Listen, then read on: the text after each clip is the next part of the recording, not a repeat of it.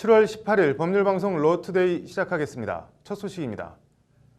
감사원 감사로 촉발된 방산비리를 수사 중인 검찰이 오늘 오전 수백억 원대 원가 부풀리기 의혹을 받고 있는 항공우주산업 카이 협력업체 5곳을 전격 압수수색했습니다. 검찰 수사가 빨라지면서 동시에 확대되고 있는데 관련해서 우병우 전 민정수석의 이름이 다시 또 등장했습니다. 어떤 내용인지 정순영 기자입니다. 서울중앙지검 방위사업수사부가 오늘 오전 검사와 수사관 수십 명을 카이 협력업체 5곳에 급파해 회계장부와 컴퓨터 하드디스크, 관련자 휴대전화 등을 확보했습니다. 검찰은 카이가 협력업체에 일감을 몰아주고 리베이트를 받는 등의 방식으로 뒷돈을 수수하는 것으로 보고 있습니다. 이들 협력업체 대표들은 대부분 하성룡 카이 대표의 측근으로 카이에 납품하기 시작한 지난 2014년 이후 매출이 서너 배씩 급증한 것으로 나타났습니다.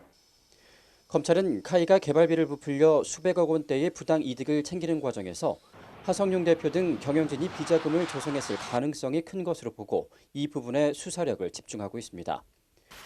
관련해서 방위사업비리 정부합동수사단이 과거 카이의 비리를 포착하고도 우병우 전 청와대 민정수석의 영향으로 수사를 제대로 하지 않았다는 주장이 제기됐습니다.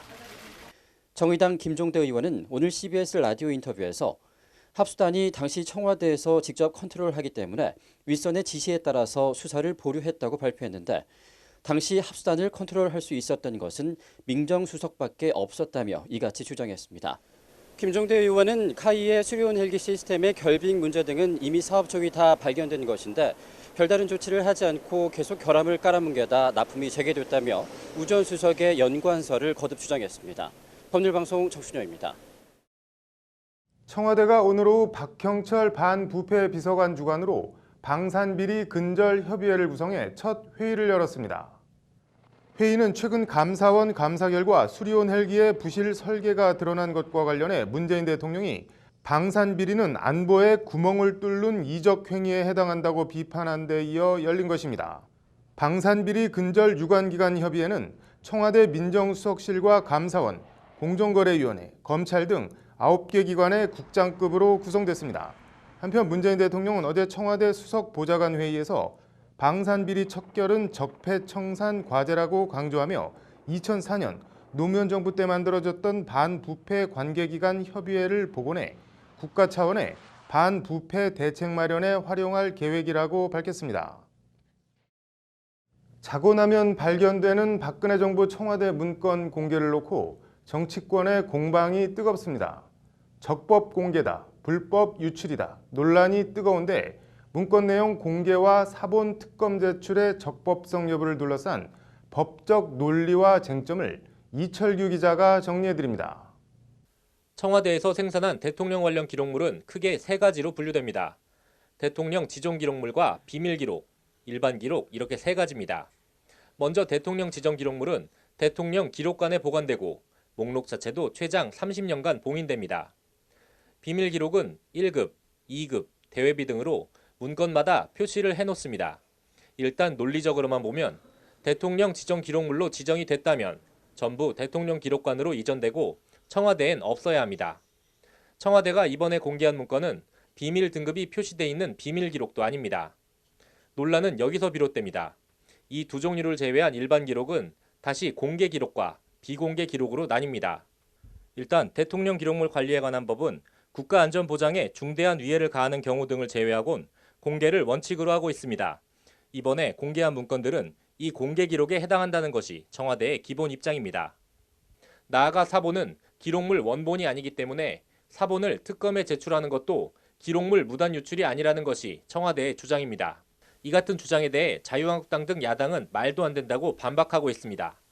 대통령 기록물 원본을 복사해서 제출했다고 무단 유출이 아니라는 것은 눈 가리고 아웅이라는 겁니다. 원본이면은 무단 유출이고 사본이면 무단 유출이 아니라면 다들 사본으로 복사해서 유출하겠죠. 그러니까 사본이라 괜찮다는 것은 법 취지에 몰각하는 걸로. 청와대는 발견된 문서, 즉 기록물 자체를 공개한 것도 아니고 어떤 문서가 발견됐다는 내용만 공개했을 뿐이라며 사본은 대통령 기록물이 아니라는 입장을 고수하고 있습니다. 즉 기록물 자체는 공개한 적도 유출한 적도 없다는 논리입니다. 이번 문서는 그러한 지정, 그러한 이관, 그러한 보존기관의 결정 이런 게 전혀 없이 그냥 정무수석실 캐비넷에서 발견된 거잖아요. 법에 대통령 기록물은 공개하라고 되어 있으니까요. 정치권의 공방과 여러 법적인 논란에도 불구하고 주요 내용은 정치적 고려 없이 즉시 공개하고 원본은 대통령 기록관에, 원본을 복사한 사본은 특검에 이관한다는 것이 청와대의 입장입니다. 법률방송 이철규입니다.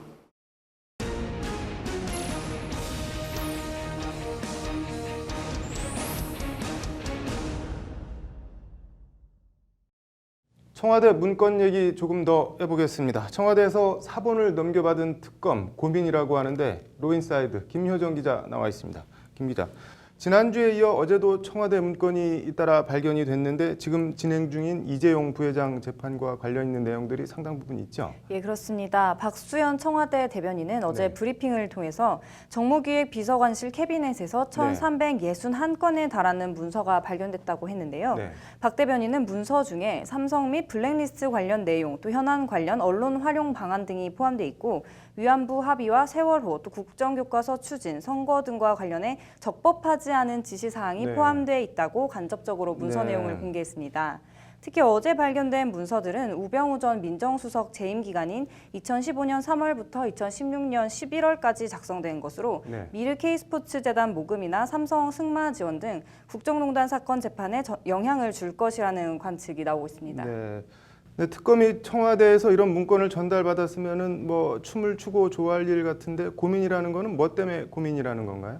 네, 해당 문건들이 특검에 유리한 내용을 포함하고 있다고 해도 네. 당장 이재용 부회장 재판에서 증거로 활용되기까지는 몇 가지 절차가 필요합니다. 네. 절차요? 어떤 절차인가요? 예, 가장 먼저 해당 문건이 임의로 작성됐거나 위조 또는 변조된 것이 아닌지를 확인하는 진정 성립 절차를 거쳐야 합니다. 네. 그러기 위해서는 자료 원본의 작성자가 누구인지를 가려내야 하는데요. 네. 현재 청와대에서 발견된 문건은 지난주에 300여 종, 또 어제 발견된 1,300여 건으로 합하면 거의 1,700건에 달하는데 네. 이 많은 문건들의 작성자를 어떻게 찾아내느냐 하는 문제가 있습니다. 네. 관련해서 검사 출신인 자유한국당 홍준표 대표는 해당 문건들의 증거 능력이 없다면서 작성 주체도 불명확하고 그걸 어떻게 증거로 삼을 수 있겠느냐라고 비판했습니다. 네.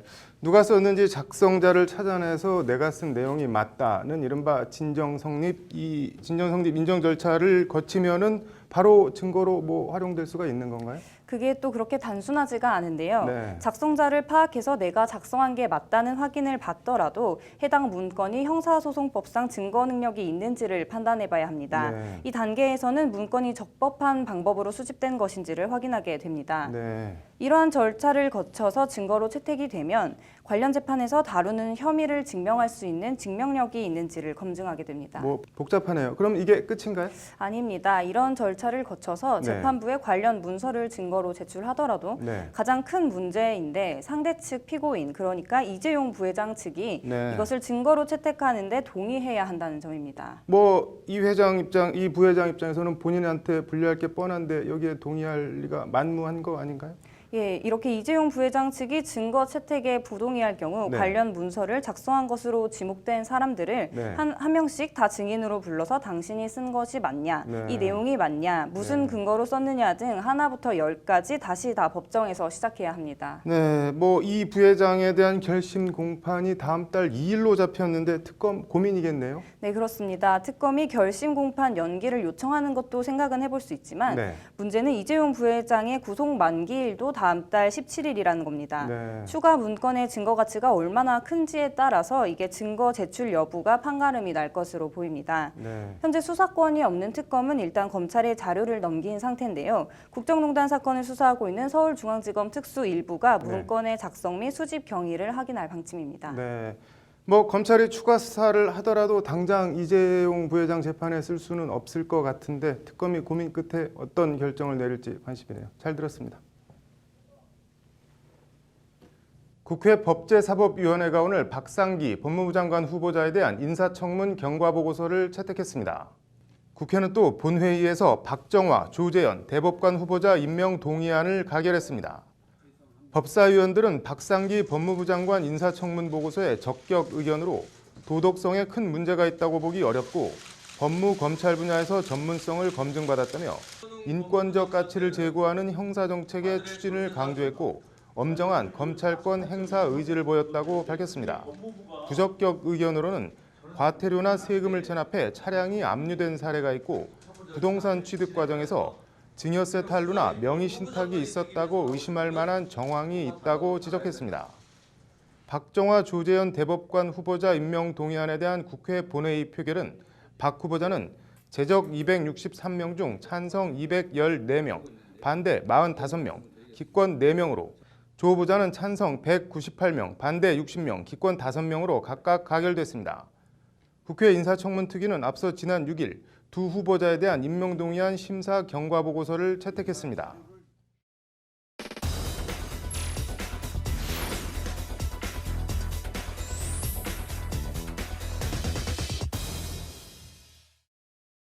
앞으로 몰카 찍다 걸리면은 이른바 화학적 거세를 당할 수도 있습니다. 이슈플러스 장한지 기자와 얘기 나눠보겠습니다. 장 기자, 오늘 국무회의에서 관련 법률 개정안이 의결됐다고 하는데 어떤 법률안인가요?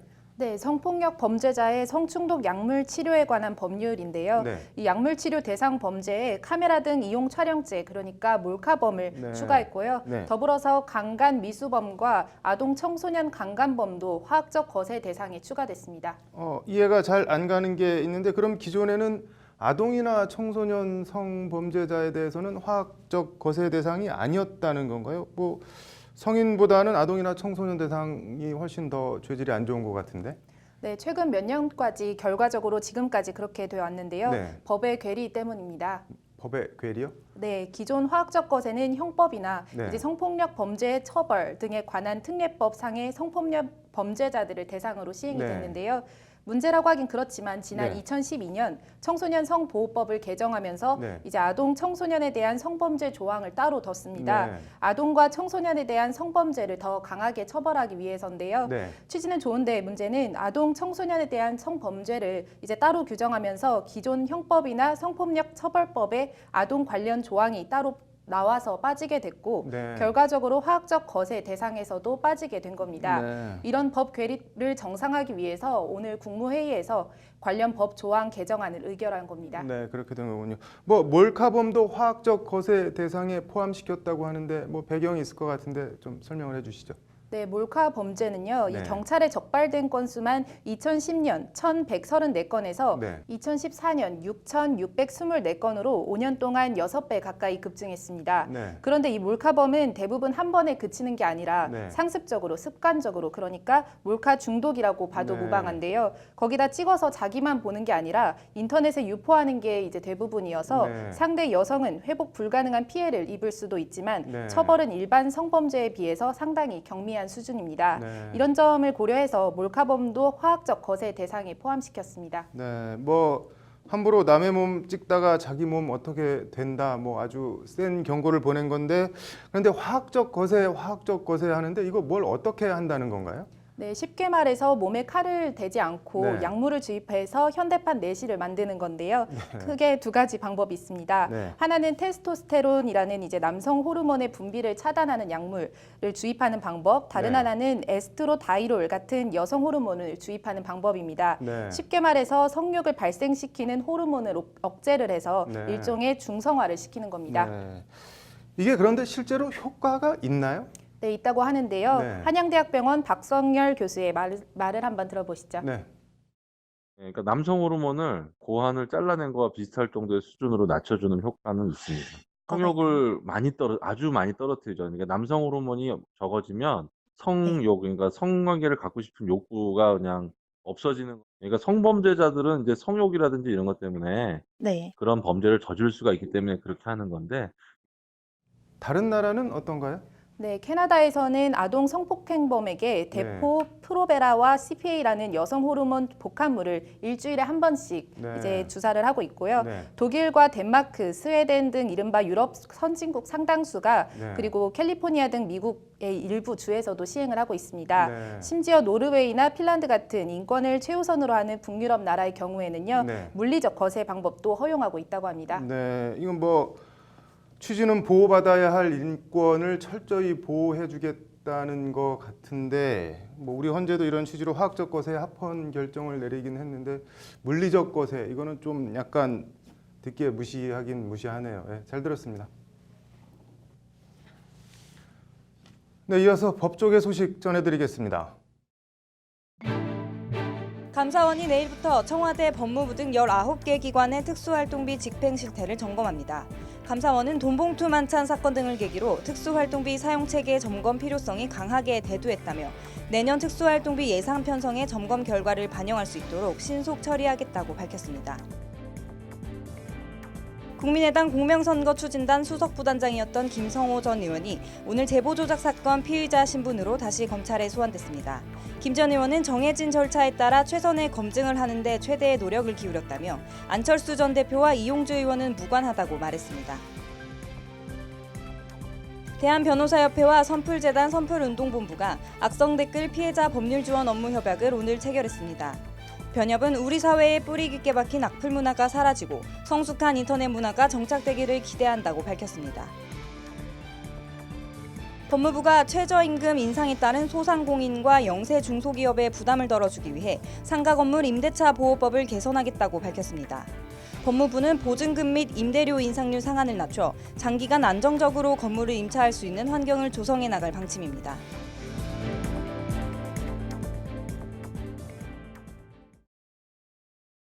네, 7월 18일 법률방송 러투데이 마치겠습니다. 시청해 주셔서 고맙습니다.